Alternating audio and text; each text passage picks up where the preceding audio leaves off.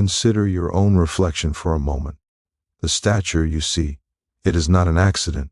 It is not random. It is the opening chapter of a story written long before your birth. The first and most powerful author of that story is genetics. We often hear the simple rule, look to your parents. And this holds a fundamental truth. Height is highly heritable. If we were to measure a large population, we would find that roughly 60 to 80% of the variation in height can be linked to genetic differences. It is the primary blueprint, but I am here to tell you that blueprint is not a simple, singular document passed down intact. It is infinitely more complex. When people say, you get your height from your parents, they imagine a straightforward transaction, a handoff of a finished design. The reality is a chaotic, magnificent negotiation involving thousands of genetic contributors. We inherit not a height, but a potential range.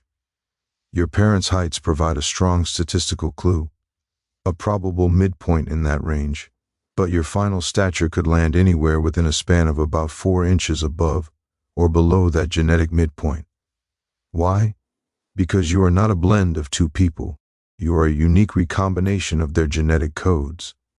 Think of it this way. Your DNA is not a recipe for a person of exactly 5 feet 10 inches. It is a recipe for a process, a set of instructions on how to respond to the world, how to utilize nutrients, how to time the release of hormones. The genes involved are numerous. We call this a polygenic trait. It is not one switch labeled tall or short. It is thousands of tiny dials, each adjusted slightly by the variants you inherit. Some affect the length of your long bones. Others influence the cartilage in your growth plates. Some modulate your sensitivity to growth hormone itself. The combination is yours alone. This is why siblings from the same parents can have noticeably different heights. They have drawn different sets of those genetic cards from the same deck, and the plot thickens further. We must look beyond the obvious.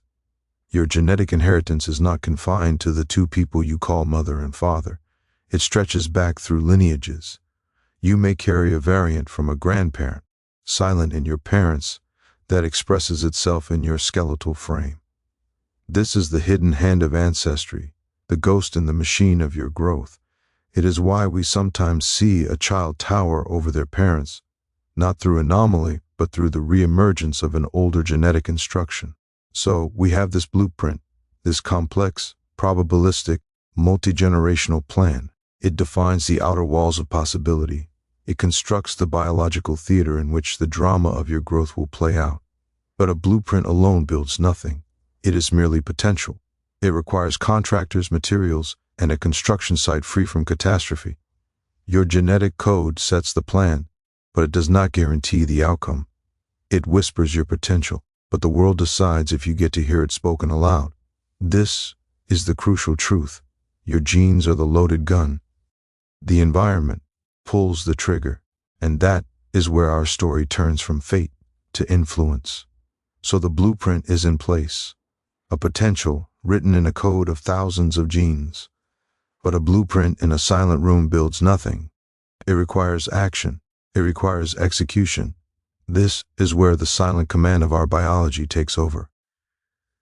This is where the hormonal orchestra begins to play.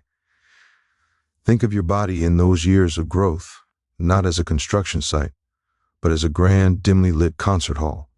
The genetic code is the sheet music, complex, detailed, full of potential melody and crescendo. But without a conductor, without musicians, it is just paper. The hormones, they are the conductors and the instrumentalists. And they perform a symphony in two distinct, powerful movements. The first movement is one of steady, sustained growth. It begins in the deepest hours of childhood. The conductor for this movement is a small gland at the base of your brain, the pituitary. In the quiet of deep sleep, it sends out its principal violinist, growth hormone. This hormone does not act alone. It travels to your liver, which in response sounds a second, crucial note, insulin-like growth factor 1, or IGF-1. Together, GH and IGF-1 are the day-in, day-out foremen of your growth. They circulate through your bloodstream, arriving at the specialized zones at the ends of your long bones, the growth plates. Here, they issue their silent commands: multiply, lengthen, harden cartilage into bone. This is the slow, incremental work of childhood. A millimeter here, a millimeter there. It is a process dependent on fuel, on the proteins and minerals your nutrition provides, but directed by this relentless hormonal pulse. Then comes the intermission, and after it, the second movement, a dramatic, transformative crescendo. This is adolescence. The steady rhythm of the childhood symphony is now joined by a powerful new section of the orchestra, the sex hormones, testosterone, estrogen. These are not subtle violinists. They are the brass section, the timpani. They announce their presence with undeniable force. They trigger the rapid, often awkward, proliferation of cells in those same growth plates. This is your growth spurt, a sudden steep climb on the height chart that seems to defy the earlier gradual slope. But these new conductors carry with them a final, irrevocable instruction, a conclusion written into the score. They are the architects of maturity, and part of that design is to finish the construction.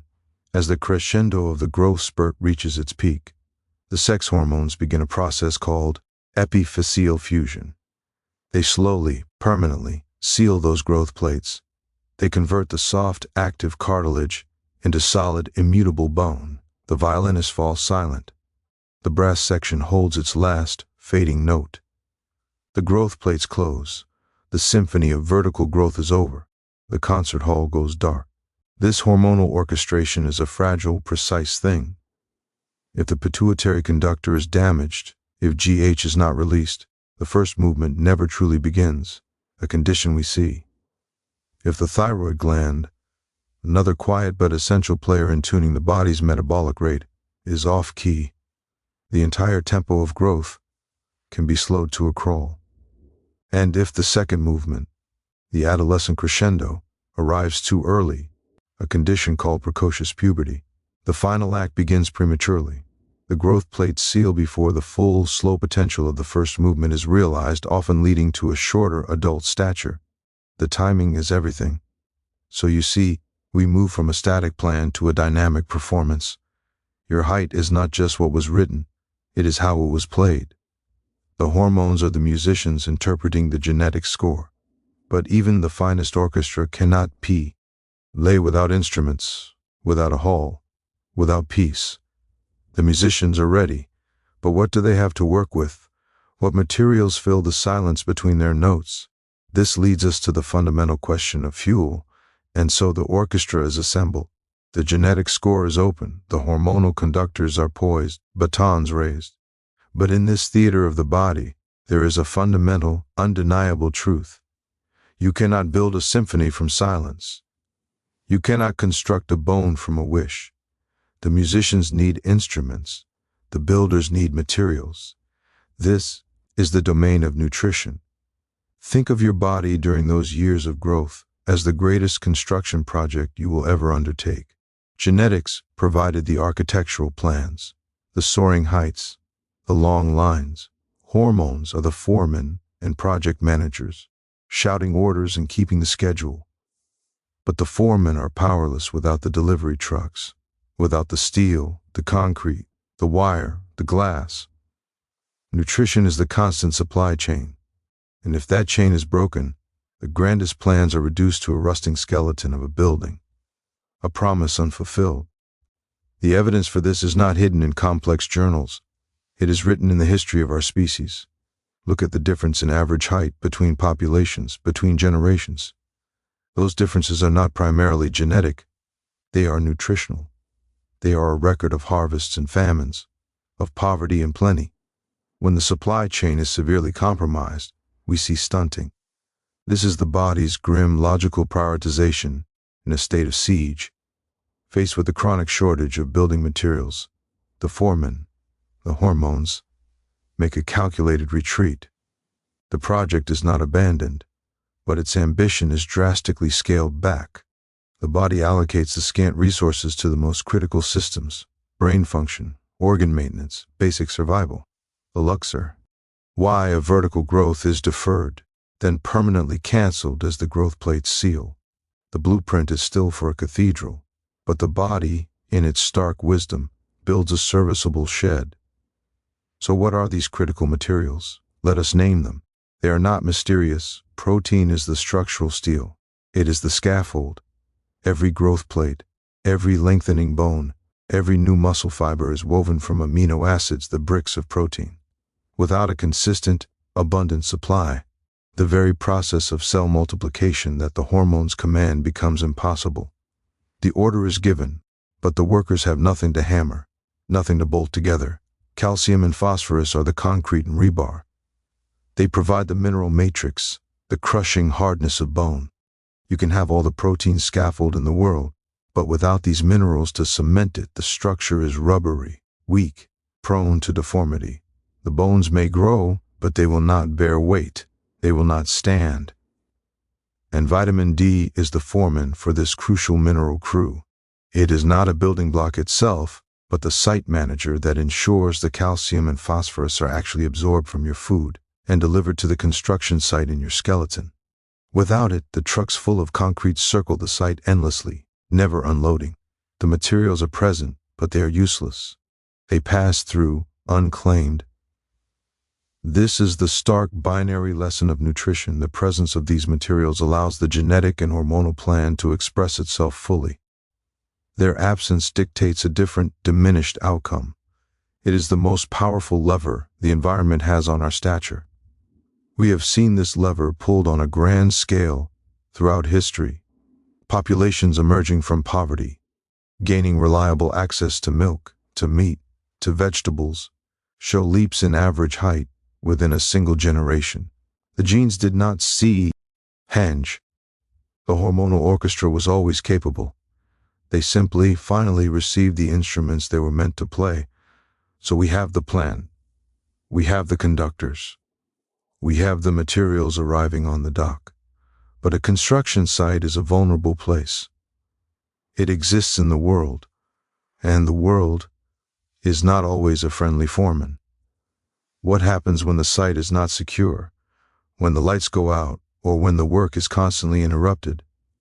The materials are on site. The cement mixers are churning. The steel girders are stacked and ready. But picture that construction site now, not in a calm, organized industrial park, but in a war zone, or in a place of profound neglect. The sirens blare, the lights flicker and fail, the workers are exhausted, perpetually distracted, fighting battles on other fronts. This is the silent, pervasive influence of the broader environment. It is not an absence of materials. It is the presence of interference. We have spoken of the grand levers, nutrition, the mighty mover, but growth is a process of exquisite energy management. Every calorie, every joule of metabolic effort is accounted for. The body is a ruthless accountant, and when the environment demands a costly withdrawal, the investment in height is often the first to be trimmed from the budget. Consider childhood illness, a severe or chronic infection, a siege upon the body. The immune system mounts a massive, energy-intensive defense. Cytokines, the signaling molecules of inflammation, flood the system, and many of these molecules have a direct inhibitory conversation with the hormonal orchestra. They tell the pituitary to quiet the production of growth hormone. They tell the liver to lower its output of IGF-1. They tell the growth plates, stand down. The foremen are overruled by the security team. All resources are diverted to fight the invasion. The construction of the future is halted to defend the present. Repeated bouts of this, especially in the critical early years, steal inches that can never be reclaimed. The body's ledger shows a permanent deficit in stature, a receipt for survival paid in height. Then there is the more insidious siege, chronic stress, the unrelenting pressure of a threatening environment, of fear, of insecurity. This triggers a different hormonal cascade, the release of cortisol. Cortisol is the hormone of acute crisis. It sharpens focus, floods the system with energy, prepares you for fight or flight. But when cortisol is elevated constantly, when it becomes the background music of a childhood, its message is catastrophic for growth. It is directly catabolic. It breaks tissues down. It tells the body to tear apart muscle, to repurpose protein. It actively opposes the building work of growth hormone. It whispers a constant corrosive warning. There is no future to build for. Survive this moment, only this moment. The child living under this shadow invests, not in tall towers, but in fortified walls. Their growth is sacrificed on the altar of vigilance. This is where the abstract becomes painfully concrete. This is the mechanism of poverty, of neglect, of trauma. It is not merely about missing meals, though that is part of it. It is about the body living in a state of perpetual alarm, redirecting the capital of growth toward mere survival. The science shows us that children from environments of profound psychosocial stress, even with adequate calories, can fall short of their genetic potential. Their hormonal orchestra plays, but it plays against a soundtrack of sirens. And then, there is the opposite. The critical environmental factor that is not an attack, but a surrender, a necessary silence. I speak of sleep, not rest, not quiet, but the deep, delta wave, dreamless abyss of true sleep. This is when the constructio and crews work triple shifts. This is when the site is illuminated not by the harsh sun of daily survival, but by the focused lamps of pure growth. It is in the first few hours of deep sleep that the pituitary gland releases its most powerful pulse of growth hormone. It is not a trickle, it is a tsunami. The majority of your daily allotment is released in these windows of absolute neurological quiet. This is the prime time for the hormonal foreman to work uninterrupted, to lay down bone, to lengthen cartilage, to cement the day's nutritional deliveries into the permanent structure. Skimp on sleep, and you are not just tired. You are actively shutting down the night shift on the most important construction project of your life. You are locking the foremen out of their own office during their most productive hours. So the environment is not a passive backdrop, it is an active participant. It can be a saboteur, cutting power lines of nutrition, launching attacks of disease, broadcasting the jamming signal of chronic stress. Or it can be the ultimate facilitator, providing security, peace, and the profound restorative darkness of deep sleep. It is the difference between building a monument in a hurricane and building it on a calm, solid plain. We have seen what happens when the environment shifts from the former to the latter. We have seen it across decades, across nations. We have a name for it. We have seen it across decades, across nations. We have a name for it. It is the proof, the undeniable century-spanning evidence that we are not prisoners of a fixed genetic destiny. It is the secular trend. For centuries, records have been kept. Military conscription lists, slave ship manifests, school health logs, cold, hard ledgers of human dimensions. And when we chart these numbers across time, a clear, powerful line emerges. It trends upward, in nation after nation, as industrialized, as they modernized, the average height of the population began to climb. In some European countries, the average man gained nearly 4 inches in just a century. 4 inches. That is not a subtle shift. That is a tectonic movement in the human landscape. Your great-great-grandfather statistically looked up at you, literally. This is the single greatest clue that the story of height is not written in stone, but in the conditions of life. The genetic blueprint of those populations did not change in 100 years.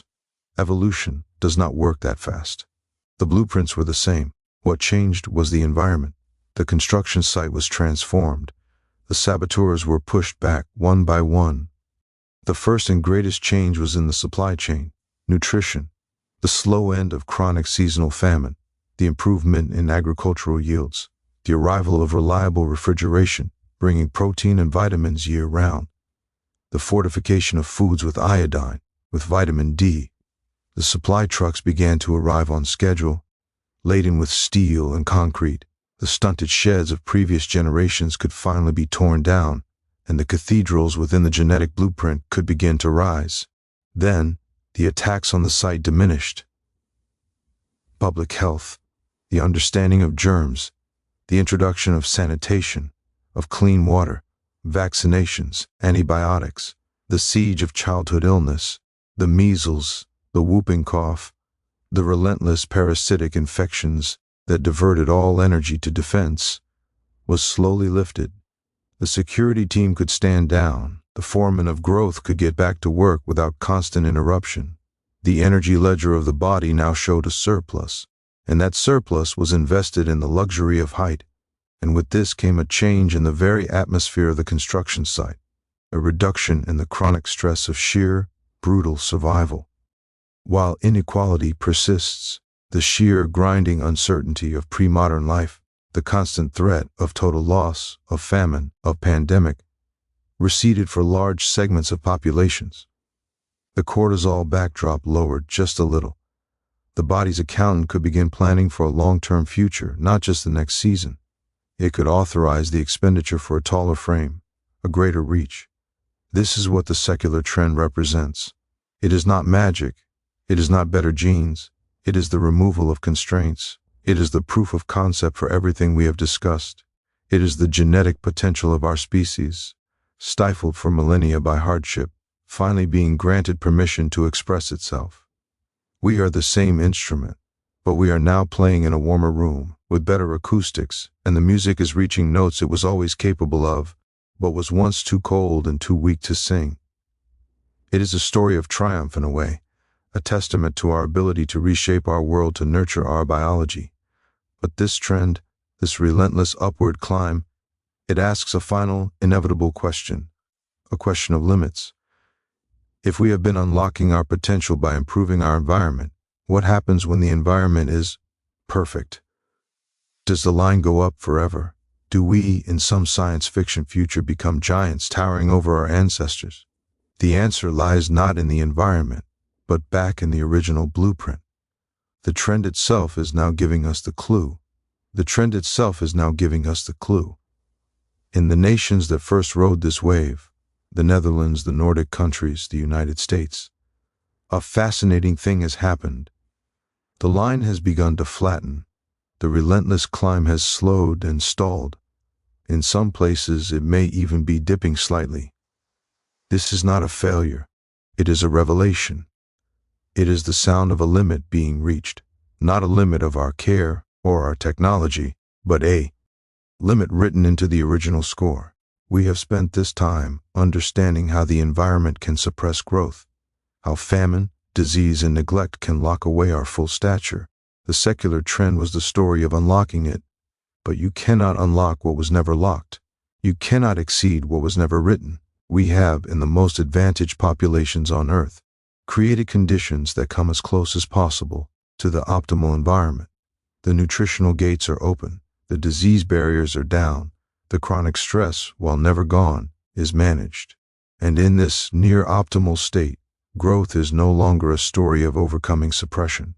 It has become, once again, a story of genetic expression. The flatlining trend tells us this.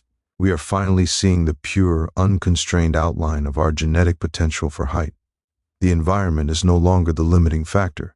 Genetics has resumed its role as the final arbiter.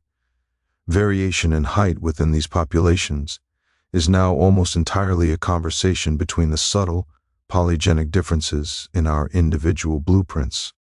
We have removed the noise of starvation and plague, and what remains is the clear signal of our heredity. We have reached the ceiling of the possible for our species, given our current genetic makeup. We are, in a sense, standing at our full height. This leads to a profound and personal understanding. Your adult height is not a random number. It is not merely a measurement. It is a biographical signature, a unique record. It is the final sum of a lifelong equation. On one side of this equation, the thousands of genetic dials you inherited, set by generations past. On the other side, the entirety of your early life environment, the calories you consumed and absorbed, the fevers you weathered, the nights of deep, unbroken sleep you were granted, the peace or the tension that filled your chill. Good home. Every millimeter of your stature carries that history. The genes from your ancestors are in your bones, but so is the bread of your childhood kitchen. So is the safety of your neighborhood. So is the quiet of your bedroom. You are a living monument to both your lineage and your experience. You are the proof of the interplay. So when you look at your own reflection, or you stand beside another, understand what you are seeing. You are not just seeing tall or short. You are reading a story of potential and constraint, of symphony and silence, of blueprints and building sites. It is the story of how you were built.